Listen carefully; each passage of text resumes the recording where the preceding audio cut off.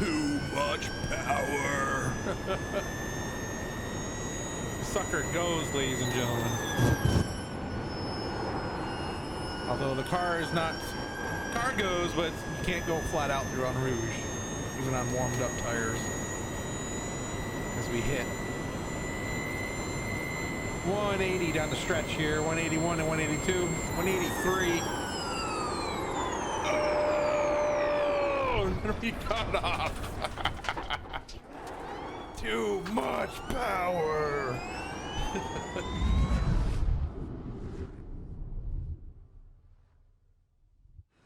Hello everyone, ImmortanG here, and welcome to another iRacing video. For this one, we're checking out the brand new Porsche Mission R. It's week 13, and this is one of the new releases for season 4, and we're gonna give it a go. Okay, let's quickly take a look at this car.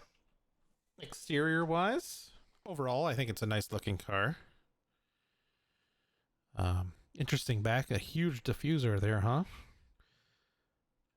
With some exposure to the back, where you can kind of see the battery for the rear and suspension and such. Now, I'm not really a big Porsche guy, but I really like the design of this one. Looks pretty cool. A bit more of an overhead view. It's got a beautiful sunroof. We are already lined up for the grid. We did not make it through qualifying without getting off tracked. And we had a little bit of practice in it. This is a fixed setup in the race. This is going to be in for the season is also going to be D-class fixed race every 2 hours on the odd hour, I believe it was. This guy won't shut up. Okay. So we have power mode is in a race, and there's a qualifying. I believe it switched me over automatically when we went into the qualifying because I had a lot more power than I did during practice. But we'll see at the start of the race here. Grid up, let's get on the grid and let's see how it goes. Now, of course, there's no shifting. You only have one gear. Standing start. We already got people. This is Spa, ladies and gentlemen, of course. So you really... Deceptively fast is one of my first impressions. Car is deceptively fast. I don't know if it's because you don't have like the gears. You're not going through the gears that kind of give you an idea of what speed you're going at. So automatic, and so you really don't know how fast you're actually going unless you're like staring at the miles per hour.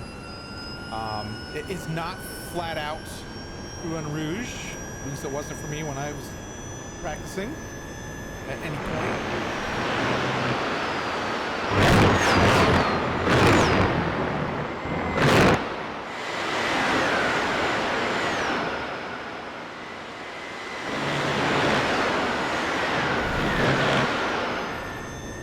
We hit.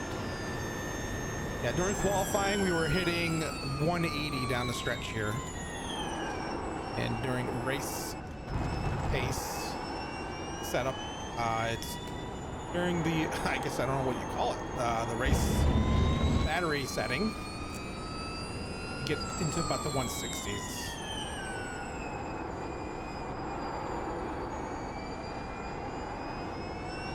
Otherwise, it handles pretty well. I have my brake bias down right now, but I was putting it up a little bit higher to help. So it has like the speed of GT3s, but not the downforce of a GT3 per se. So you can't go quite as fast through the turns, I'm noticing. And you definitely have to brake a little bit earlier.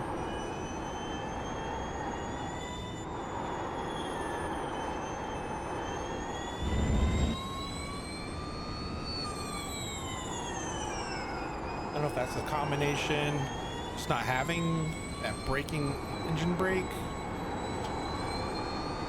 that we're kind of used to, or what. And I think it's a much heavier car too. It's a 4-wheel drive, so I'm sure all those factors kind of tie into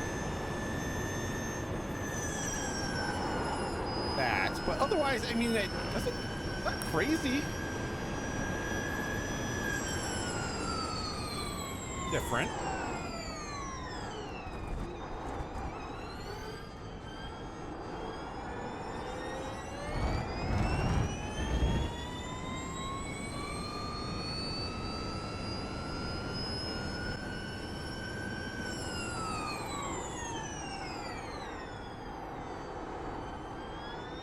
Could be because all last season I was driving GT4s and GT3s. So it feels like it's somewhere in between there. I mean, it doesn't have, I believe it has traction control, but it doesn't have ABS.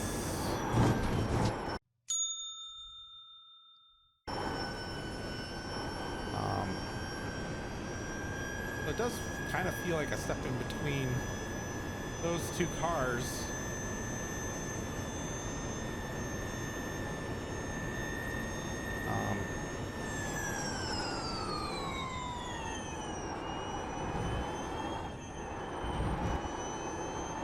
I don't know, I'm enjoying it, handling pretty good. I mean, I'm not perfect here. Yeah, you're kind of weaving all over.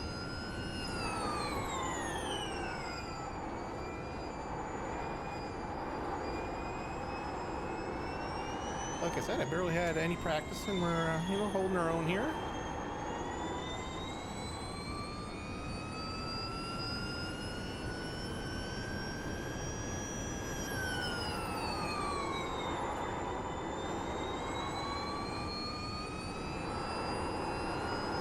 There's spots, especially in Spa. I think I raced the GT3 here not too long ago.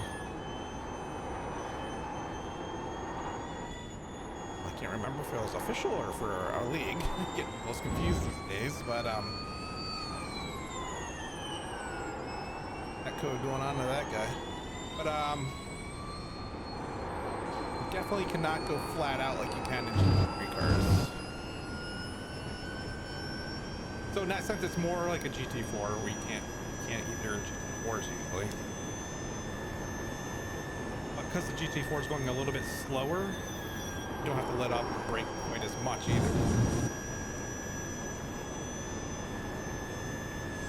Hopefully that's all making sense. I'm kind of all processing all at the same time here as I'm learning to drive this car.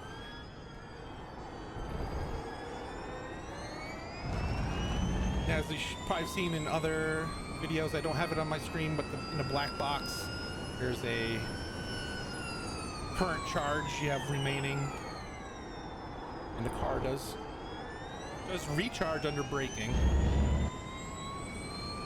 So currently I'm at 67.7 kilowatts, which is about 8.7 estimated laps.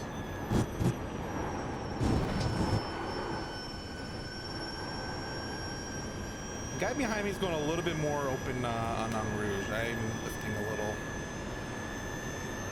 He's getting a run on me here.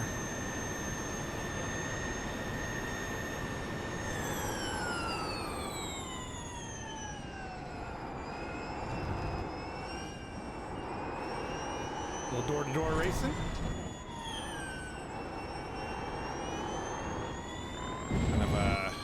Kind of screwed up on the inside brake there. All right, let's see how these cars follow.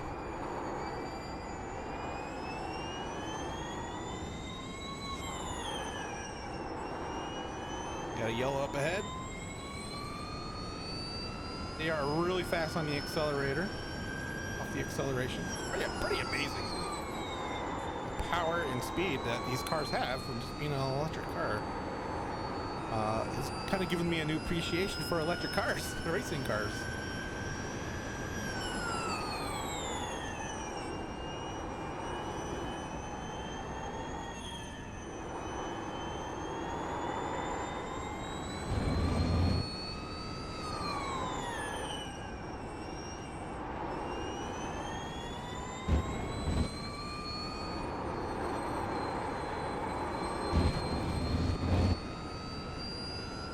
Kind of hoping to run this and get the video on one of the new tracks to show off one of the new tracks too, but kind of glad we're doing Spa because I have, you know, some reference points. Racing other vehicles here, so.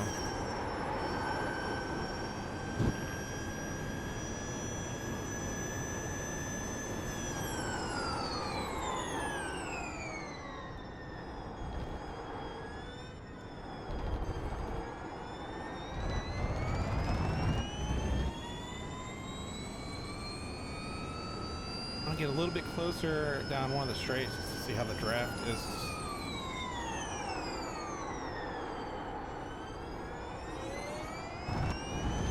Not on the power as fast as I need to be there.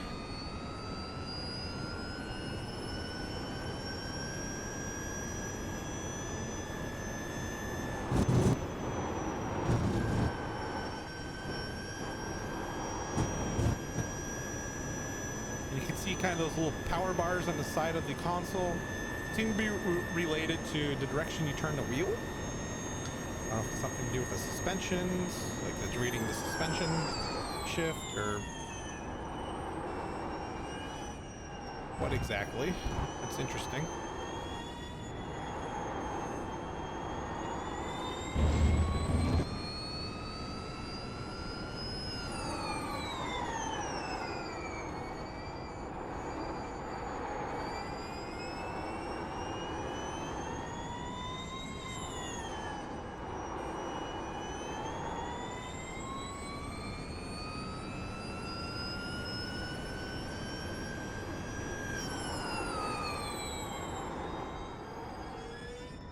And I will say the whining of the engine is interesting. You know, I've been watching some videos too on YouTube of people testing it out, just like you are watching this one. And it does sound worse on the video. I think a combination of it is, you know, I'm distracted driving too, so I'm not quite as focused on it. But it's also not quite as piercing in game.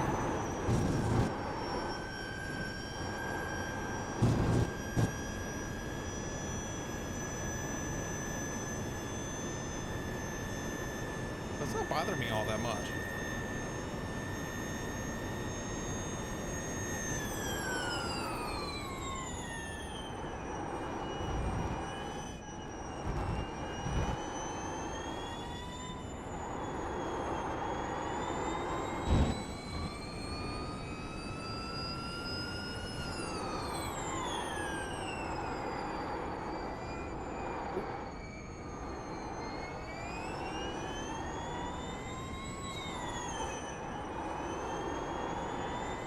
Gotta run on them here.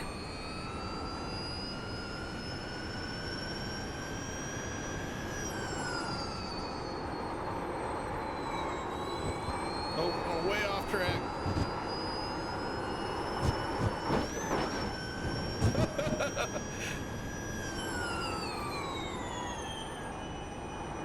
Probably should give that spot back, huh? Be a gentleman.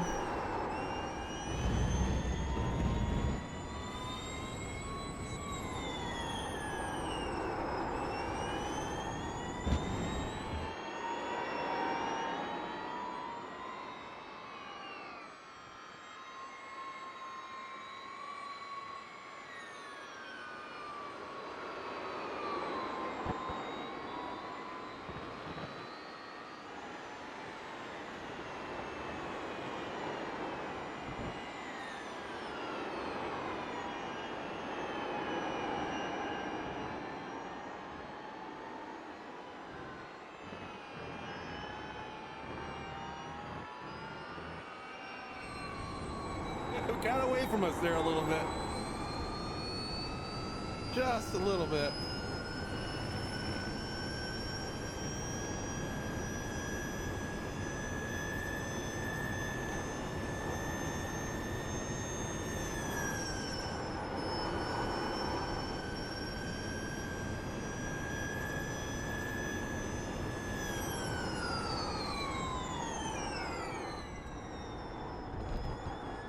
That guy's gonna have a huge slowdown up ahead, I think.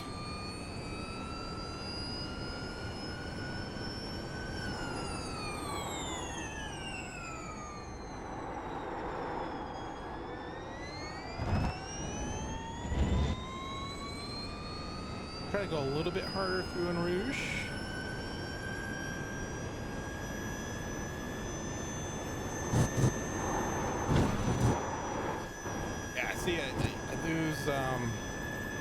Like the right wheel kind of lifts off and I lose traction. We gotta slow down too, so I'm not gonna go for the pass here.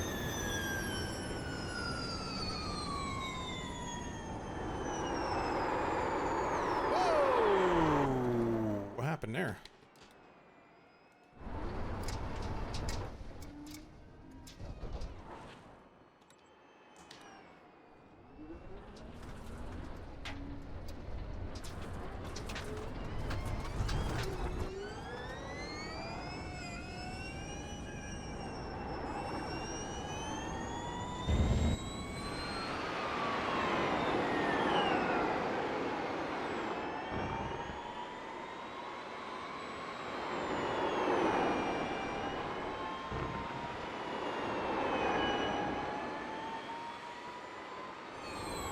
Okay, we're able to recover.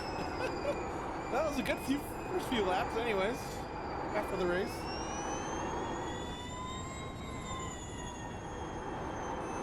To look back and see what I did wrong there. I broke too late or what?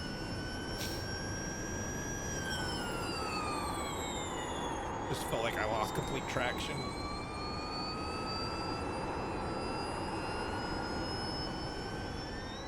Okay, white flag lap.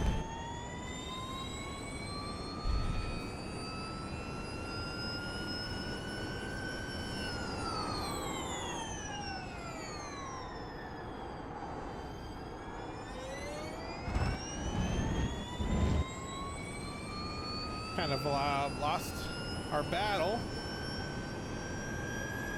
with that incident, that spin out, but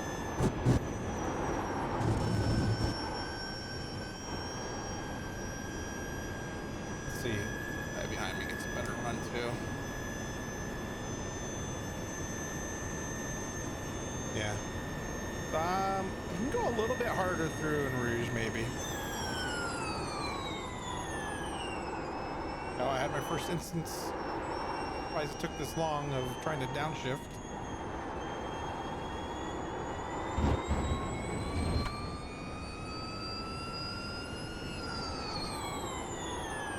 We overshot it. Well, we might have competition for the spot. What position are we in? Oh, there's an incident right there, though. P10. Oh, the guy behind us is a lap down, so.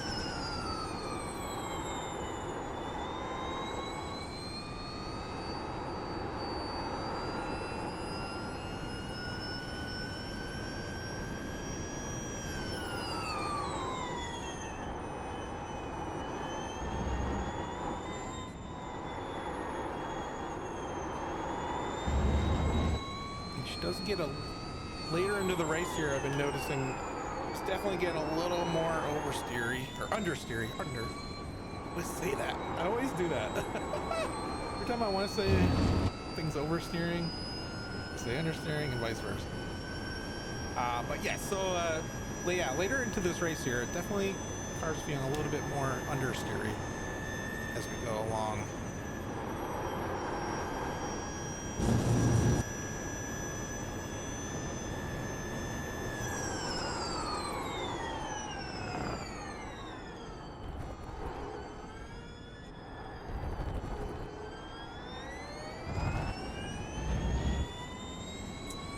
There we go, ladies and gentlemen, our first race with the Porsche Mission R.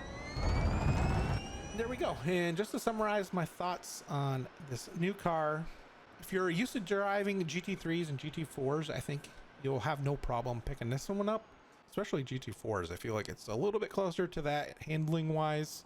It doesn't quite have as much downforce as a GT3 car, yet it goes almost as fast as a GT3 car compared to a GT4. So it definitely has that speed bump over the GT4. That doesn't even count the qualifying engine setting, which is faster than GT3s. Point blank. That was crazy how much power you get with that qualifying setting. But in race pace, it's at a good place, I think. And we had a little bit of close racing there. Seemed to go okay. And we just had that one snap oversteer moment. Not quite sure. Either way, not too bad for a first outing. Another summary point, the engine sound, not as terrible.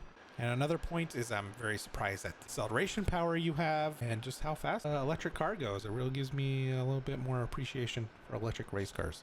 Now, is it a purchase for you? I don't know. I think we're going to have to see.